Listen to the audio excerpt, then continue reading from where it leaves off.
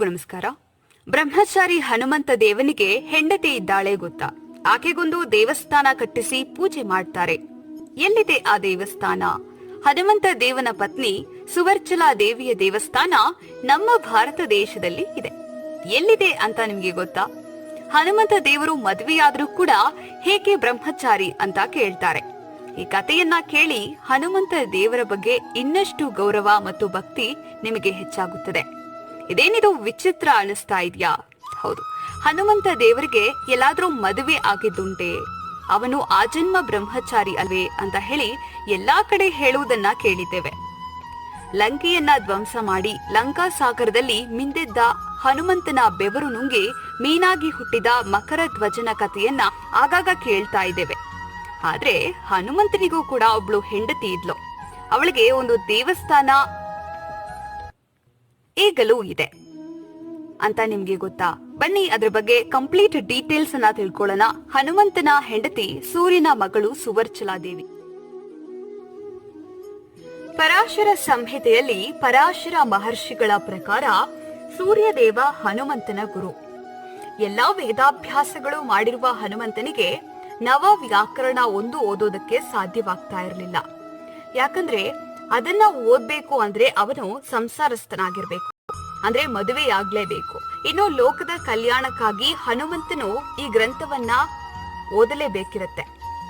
ಹಾಗಾಗಿ ತ್ರಿಮೂರ್ತಿಗಳು ಸೂರ್ಯದೇವನ ಬಳಿ ಮೊರೆ ಹೋಗ್ತಾರೆ. ಆ ಸೂರ್ಯದೇವನು ಒಂದು ಉಪಾಯವನ್ನ ಮಾಡಿ ಹನುಮಂತನ ಹೆಂಡತಿಯಾಗುವುದಕ್ಕೆ ಒಬ್ಬಳು ಸೌಂದರ್ಯದಿಂದ ಕೂಡಿದ ಸುಂದರವಾದ ಯುವತಿಯನ್ನ ತನ್ನ ರಶ್ಮಿಯಿಂದಲೇ ಹುಟ್ಟಿಸುತ್ತಾನೆ. ಅವಳೇ ಸುವರ್ಚಲಾ ದೇವಿ. ಸೂರ್ಯದೇವ ತನ್ನ ಗುರುದಕ್ಷಿಣೆಯಾಗಿ ತನ್ನ ಮಗಳನ್ನ ಮದುವೆಯಾಗು ಎಂದು ಹನುಮಂತ ದೇವನನ್ನ ಕೇಳಿಕೊಳ್ತಾನೆ. ಆಯೋನಿಜೆಯಾಗಿ ಹುಟ್ಟಿದ ಸುವರ್ಚಲಾ ದೇವಿಯ ಮದುವೆ ಅಷ್ಟು ಸುಲಭವಾಗಿ ಆಗಿರಲಿಲ್ಲ. ಅವಳ ವರ್ಚಸ್ಸು ತಂದೆ ಸೂರ್ಯನಿಂದ ಬಂದಿತ್ತು. ಆ ವರ್ಚಸ್ಸನ್ನ ತಡೆದುಕೊಳ್ಳುವ ಶಕ್ತಿ ಇದ್ದದ್ದು ಜೀವನ ಪರ್ಯಂತ ಬ್ರಹ್ಮಚರ್ಯ ಪಾಲಿಸಿ ಬಂದ ಹನುಮಂತನಿಗೆ ಮಾತ್ರ.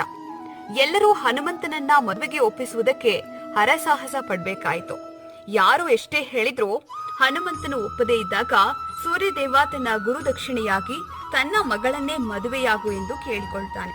ಆಗ ಹನುಮಂತನು ಹಿಂಜರಿತಾನೆ.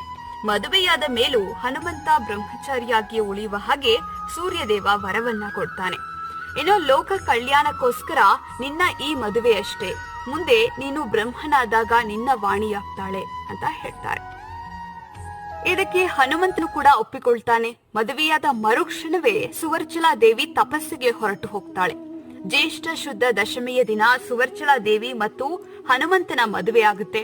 ಇಂದಿಗೂ ದಕ್ಷಿಣ ಭಾರತದಲ್ಲಿ ಈಕೆಯನ್ನ ಪೂಜೆ ಮಾಡ್ತಾರೆ. ತೆಲಂಗಾಣದ ಹೈದರಾಬಾದ್ನಲ್ಲಿ ಸುವರ್ಚಲಾ ದೇವಿಯ ದೇವಸ್ಥಾನ ಕೂಡ ಇದೆ. ಹೈದರಾಬಾದ್ನಿಂದ 220 ಕಿಲೋಮೀಟರ್ ದೂರದಲ್ಲಿ ಸುವರ್ಚಲಾ ದೇವಿಯ ದೇವಸ್ಥಾನ ಇದೆ.